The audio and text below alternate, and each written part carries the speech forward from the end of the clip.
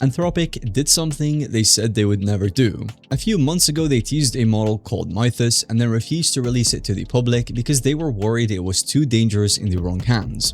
Now, a week ago, they released a version of it anyway, which is Claude Fable 5, and it's now in the hands of regular paying users for the first time. Now, the little catch is that you only get it on your normal plan until June 22nd. After that, it changes completely.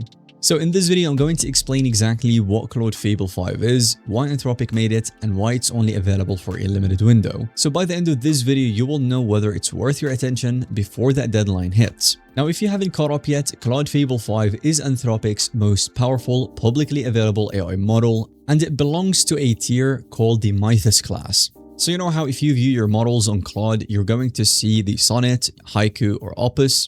So up until this moment, we thought the Opus 4.8 currently would be the strongest model, and it was until they added this Fable 5 option right here. It says included until June 22nd. Now, this doesn't mean that after June 22nd, this will be irrelevant and no one will use it. You just simply access it using your usage credits instead of your normal plans. Now, back in April, Anthropic revealed Mythos, a frontier model so capable at finding and exploiting software security flaws that they deliberately did not release it to the public. So they limited it to a small group of cybersecurity defenders and such. Now, Claude Fable 5 is the public version of that technology, and according to them, they share the same underlying model. In their own words, Fable 5's capabilities exceed those of any model they have ever made generally available. And we're going to be exploring more of that and putting it to the test directly in future videos, so make sure that you're subscribed for that. But generally speaking, here's what you can actually use it for. First of all, we've got software engineering and building things, which is the headline. This is where Fable 5 pulls the furthest ahead. Out of any AI model available right now, it can build you entire applications, websites, the highest quality possible. I mean, this is pretty crazy stuff. And the fact that a lot of these things that you're seeing on the screen can be built from just a few prompts, things that would have taken 100 back and forth prompts just a year ago. Matter of fact, it can actually do it with one shot. People have used it to recreate playable games like Minecraft, Pokemon from scratch, build full applications with working backends, and generate polished, professional-looking websites in just one go. If you've ever really wanted to build something but couldn't code, this is the model that gets you the closest to it.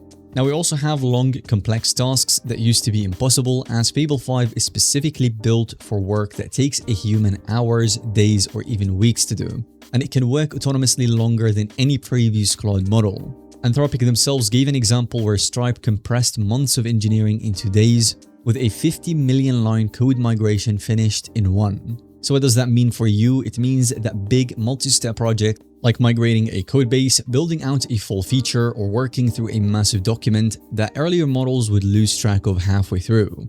It also includes the knowledge work and research, vision and working from images, spreadsheets and data work.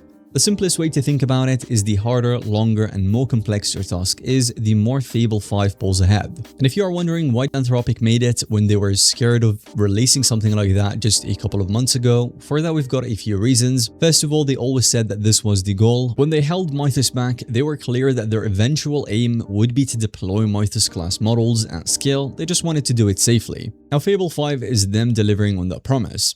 So is it actually worth it? Here is the honest take. The benchmark numbers are genuinely staggering. On their new Frontier Code Diamond benchmark, Claude Opus 4.8, already an excellent model if you have been using it, scores around 13%. Fable 5 scores around 30%. That's more than double. It beats Opus 4.8 on everyday spreadsheet tasks at every effort level while finishing 30% faster.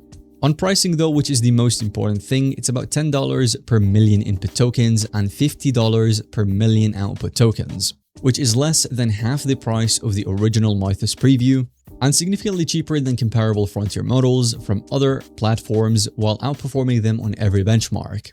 But you don't really need to think about pricing or token pricing if you are a Pro, Max, or Team subscriber right now, because until June 22nd, it's just included. So the real answer is simple. If you have one of those plans, there is zero reason for you to not try the most capable public AI model in existence while it's still free to use. But after the 22nd, you decide whether the pay-per-use cost is worth it for your work. So that will be all in today's video. Thanks so much for watching. Now, in the next video, I'm going to be showing you what people are building with it and running some demonstrations myself. So if you don't want to miss out on that one, make sure that you're subscribed to the channel and see you guys in the next video.